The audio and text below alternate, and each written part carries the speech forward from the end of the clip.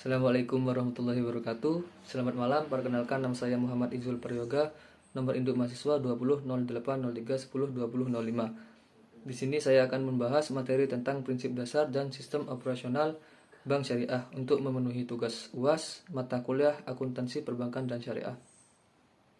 Dalam prinsip dasar Bank Syariah terdapat sub-sub materi yang akan dibahas. Antara lain, yang pertama definisi lembaga keuangan syariah. Yang kedua ada larangan terhadap transaksi yang mengandung barang atau jasa yang diharamkan.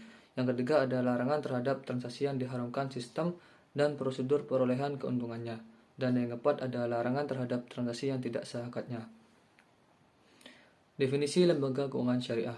Lembaga keuangan syariah atau LKS menurut Dewan Syariah Nasional adalah lembaga keuangan yang mengeluarkan produk keuangan syariah dan yang mendapat izin operasional sebagai lembaga keuangan syariah.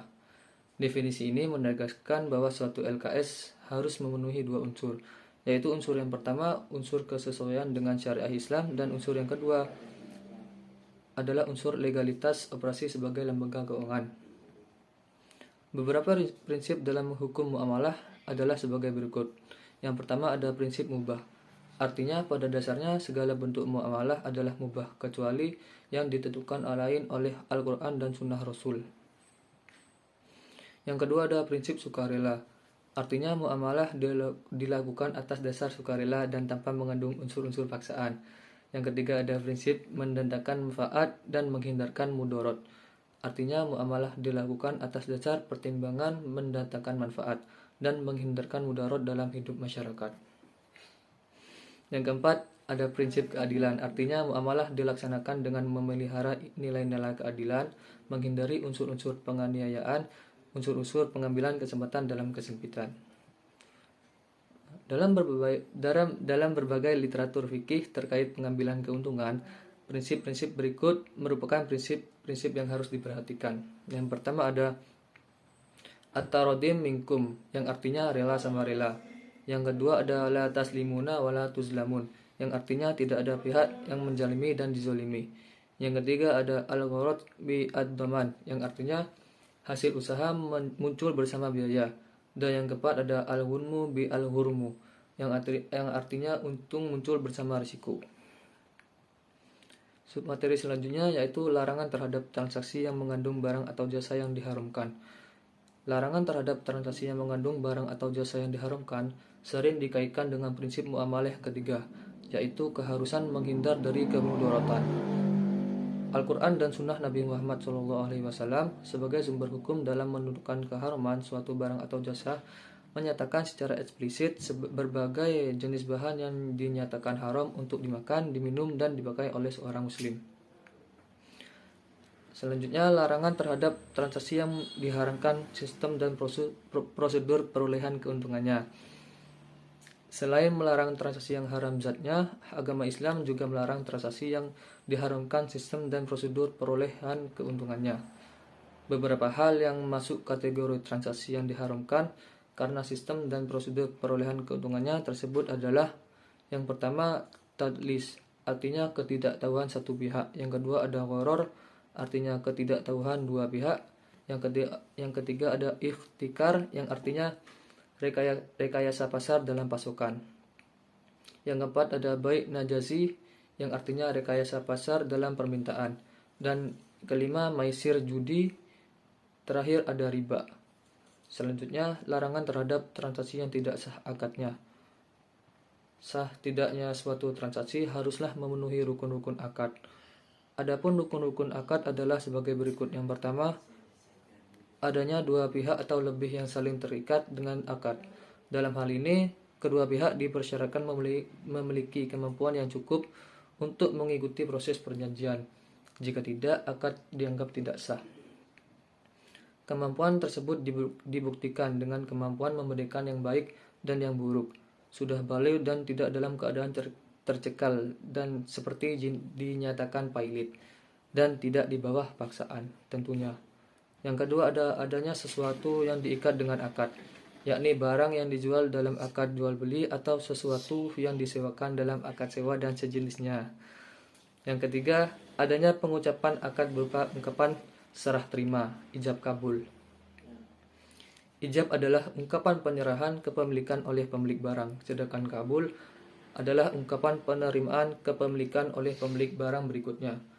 Namun, ulama berpendapat tidak ada keharusan ijab kabul harus secara lisan. Selain faktor rukun, akad yang dibuat tidak boleh mengandung unsur ta'aluk dan unsur dua akad untuk satu transaksi atau two in one. Ta'aluk artinya dua akad yang saling berkaitan di mana berlakunya akad satu bergantung pada akad dua. Sebagai contoh adalah penjualan dengan cara innah, yaitu seseorang menjual barang seharga tertentu secara cicil, misalnya 11 juta rupiah, kepada orang lain dengan syarat orang lain tersebut kembali menjual barang itu secara tunai, misalkan 10 juta rupiah. Berikutnya, sistem operasional bank syariah. Sub-sub materinya adalah sebagai berikut. Yang pertama ada definisi asas dan tujuan bank syariah. Yang kedua ada fungsi bank syariah. Yang ketiga ada sistem operasional bank syariah. Yang keempat ada prinsip-prinsip dalam penghimpunan dana bank syariah. Yang kelima ada prinsip penyaluran dana bank syariah. Dan yang keenam ada prinsip-prinsip dalam pelaksanaan fungsi jasa keuangan perbankan. Definisi asas dan tujuan bank syariah. Definisi asas pasal 2 Undang-Undang Perbankan Syariah menyebutkan bahwa bank syariah berasaskan pada 3 prinsip utama, yaitu prinsip syariah, prinsip demokrasi ekonomi, dan prinsip kehati-hatian. Dalam penjelasan atas Undang-Undang Perbankan Syariah, dijelaskan bahwa kegiatan utama yang berasaskan prinsip syariah antara lain adalah kegiatan usaha yang tidak mengandung unsur riba, maisir, horor, haram, dan zolim. Lalu, apa tujuan bank syariah?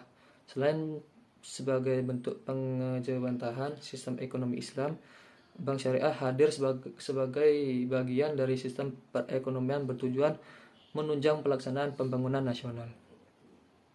Dalam pasal 3 Undang-Undang Perbankan Syariah dijelaskan bahwa dalam mencapai tujuan menunjang pelaksanaan pembangunan nasional, perbankan syariah tetap berpegang pada prinsip secara menyeluruh, kafah, dan konsisten atau istiqomah.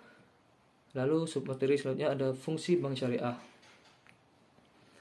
Berdasarkan pasal 4 Undang-Undang Nomor 21 Tahun 2008 tentang Perbankan Syariah, disebutkan bahwa bank syariah wajib menjalankan fungsi menghimpun dan menyalurkan dana dari masyarakat. Bank syariah juga dapat menjalankan fungsi sosial dalam bentuk lembaga baitul mal, yaitu menerima dana yang berasal dari zakat, infak, sedekah, hibah, atau dana sosial lainnya, dan menyalurkannya kepada organisasi pengelola zakat. Beragam skema transaksi yang dimiliki dalam skema non-riba memiliki setidaknya 4 fungsi, yaitu yang pertama ada fungsi manajer investasi, yang kedua ada fungsi investor, yang ketiga ada fungsi sosial, dan yang keempat ada fungsi jasa keuangan. Lalu submateri selanjutnya sistem operasional bank syariah. Ditunjukkan mekanisme dengan alur seperti yang ada di layar. Pertama, sistem operasional bank syariah dimulai dari kegiatan penghimpunan dana dari masyarakat. Penghimpunan dana dapat dilakukan dengan skema investasi maupun skema titipan. Dalam penghimpunan dana dengan skema investasi dari nasabah pemilik dana atau sohibul ma'al, bank syariah berperan sebagai pengelola dana atau biasa disebut dengan mudorib. Yang kedua, alur yang kedua, dana diterima oleh pihak bank syariah selanjutnya disalurkan kepada berbagai pihak, antara lain mitra investasi, pengelola investasi, pembeli barang, dan penyewa barang atau jasa yang disediakan oleh bank syariah. Alur yang ketiga, dari penyaluran dana kepada berbagai pihak, bank syariah selanjutnya menerima penghasilan dana bagi hasil dari investasi, margin dari jual beli, dan fee dari sewa, dan berbagai jenis pendapatan yang diperoleh dari instrumen penyaluran dana lain yang diperbolehkan. Alur yang keempat, pendapatan yang diterima dari kegiatan penyaluran selanjutnya dibagikan kepada nasabah, pemilik dana atau penitip dana. Penyaluran dana kepada pemilik bersifat wajib sesuai porsi bagi hasil yang disepakati. Dan alur yang kelima adalah selain melaksanakan aktivitas penghimpunan dan penyaluran, bank syariah dalam sistem operasional juga memberikan layanan jasa keuangan seperti ATM, transfer, letter of credit, bank garansi, dan lain sebagainya. Dengan demikian, sistem operasional bank syariah dapat disimpulkan terdiri atas: yang pertama, sistem perhimpunan, yang kedua, sistem penyaluran dana yang dihimpun, dan yang ketiga, sistem penyediaan jasa keuangan. Selanjutnya, prinsip-prinsip dalam penghimpunan dana bank syariah. Penghimpunan dana dari masyarakat yang dilakukan oleh bank konvensional maupun syariah dilakukan dengan menggunakan instrumen tabungan, deposito, dan giro yang secara total. Prinsip wadiah yang lazim digunakan dalam perbankan syariah adalah wadiah yaldamah dan biasa disingkat dengan wadiah. Prinsip ini dapat diterapkan pada kegiatan penghimpunan dana berupa giro dan tabungan. Yang kedua ada penghimpunan dana dengan prinsip mudorobah. Mudorobah adalah perjanjian atas dana dan pihak kedua bertanggung jawab atas pengelolaan usaha. Dalam penghimpunan dana dengan prinsip mudorobah mutolakoh, kedudukan bank syariah adalah sebagai mudorib atau pihak yang mengelola dana, sedangkan penabung atau deposan adalah pemilik dana, sohibul ma'al. Selanjutnya, prinsip penyaluran dana bank syariah. Penyaluran dana bank syariah dilakukan dengan menggunakan skema jual beli, skema investasi, dan skema sewa. Yang pertama ada prinsip jual beli. Jual beli dengan skema murabahah. Jual beli dengan skema murabahah yang disyaratkan pembeli dan menjualnya dengan harga yang disepakati.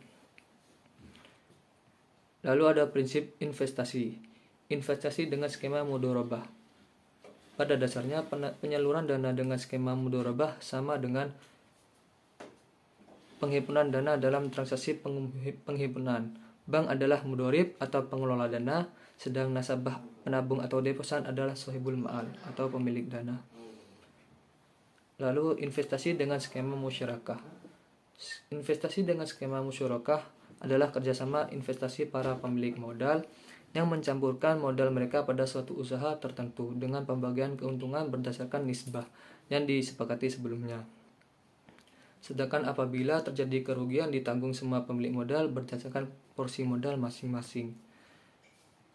Lalu ada prinsip sewa. Sewa dengan skema ijaroh. Sewa dengan skema ijaroh adalah transaksi sewa menyewa antara pemilik objek sewa dan penyewa untuk mendapatkan imbalan atas objek sewa yang disewakan. Sewa dengan skema ijaroh muntahiyah bitamalik. Sewa dengan skema ijaroh muntahiyah bitamalik adalah transaksi sewa menyewa antara pemilik objek sewa dan penyewa untuk mendapatkan imbalan atas objek sewa yang disediakan dengan opsi perpindahan hak milik pada saat tertentu sesuai dengan akad sewa. Submateri selanjutnya, prinsip-prinsip dalam pelaksanaan fungsi jasa keuangan perbankan. Pelaksanaan fungsi jasa keuangan perbankan dapat menggunakan prinsip-prinsip transaksi syariah yang telah difatwakan oleh DSN atau Dewan Syariah Nasional. Beberapa prinsip itu adalah: yang pertama, prinsip wakalah. Wakalah berarti penyerahan, pendelegasian, atau pemberian mandat. Dalam konteks muamalah, wakalah adalah pelimpahan kekuasaan oleh seseorang atau muwakil kepada yang lain, wakil, dalam hal-hal yang diwakilkan. Yang kedua ada prinsip kafalah. Al-kafalah merupakan jaminan yang diberikan oleh penanggung atau kafil kepada pihak ketiga untuk memenuhi kewajiban pihak kedua atau yang ditanggung.